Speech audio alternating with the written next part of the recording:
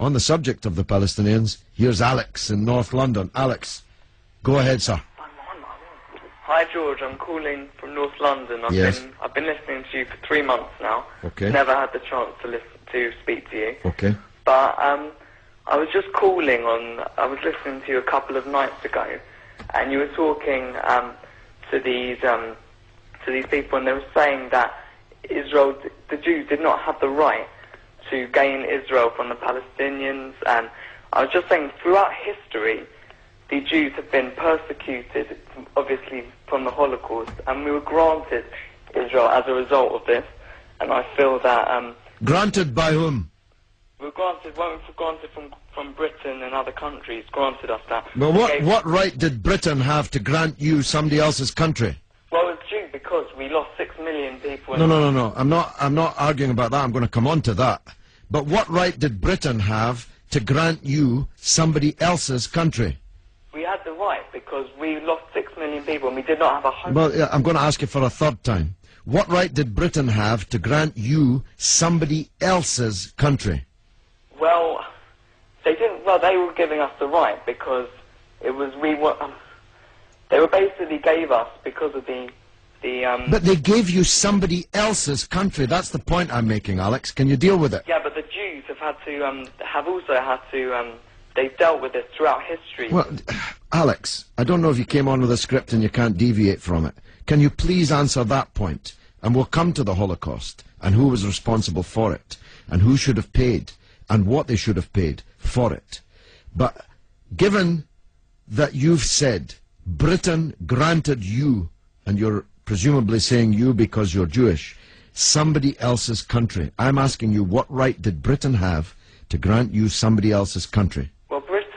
Britain, you could say they didn't have a right, but they came in and dealt with us and with the Jews having lost all these lives, and they basically granted us this land. Okay. Well, I see I'm getting nowhere on this, Alex, so let me deal with your overarching point. Maybe you're just not equipped to deal with the principal point that I have made. The Jews have suffered racist anti-Semitism down the ages in many, many European countries, including our own. They were subject to regular discrimination at best, and pogrom and murder at most. That's undoubtedly true. The one place in the entire world that Jews were neither discriminated against nor subject to pogrom was the Muslim world. In fact, so much was that the case that when Christianity came back to power in Spain, in Andalusia, in the western extent of the Islamic Empire, when the Muslims left, the Jews left with them because they feared the Christian anti-Semitism which would be unleashed in the wake of the departure of the Islamic civilization in the West. That's why so many Jews are to be found even today, and were to be found in profusion before the creation of the State of Israel, in countries like Morocco and along the North African coast, because under the protection of the Muslims, the Jews left Europe and went to live in North Africa.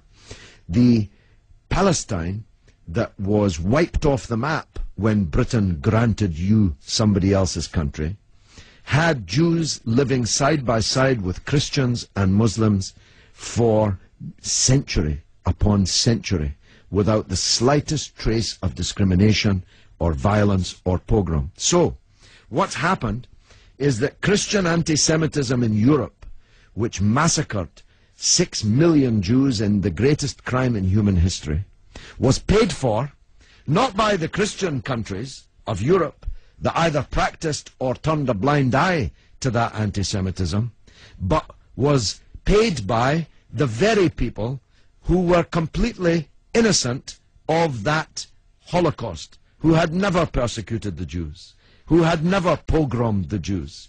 And that seems to me to add insult to the injury suffered by a people whose country was wiped off the map, who were dispersed into exile, to make way for a Zionist idea which was granted to European Jews, because these were the first settlers, granted to European Jews by Britain. And as you have singularly failed, 4 times I asked you, to acknowledge that Britain had no right to give away somebody else's country, one country giving to a second people, the land that actually belonged to a third people, it seems to me an all-round injustice, don't you think, Alex? Yeah, I agree that they didn't so much have the right, but they were stepping in after the Holocaust to grant it to the Jews. But it was long before the Holocaust that Britain stepped in. Britain stepped in 1917 with the Balfour Declaration made by the British Minister Balfour on our behalf to a group of atheistic Zionist Jews. I make the point about atheism because it's now claimed that this is some biblical land right, as if God was an estate agent. The men to whom Israel was promised were atheistic Jews. They were not only not speaking for all Jews, they represented at that time in 1917 a tiny proportion of the world's Jews. Most of the world's Jews supported communist or socialist parties and ideas at that time. The Zionists represented a tiny sliver of Jewish opinion at that time. Yet Balfour promised them the land which belonged to a third people, without consulting either the British or the world's Jews, and least of all, consulting the Palestinians. Okay, well, thanks very much for talking. Okay, Alex, thanks for listening, my friend.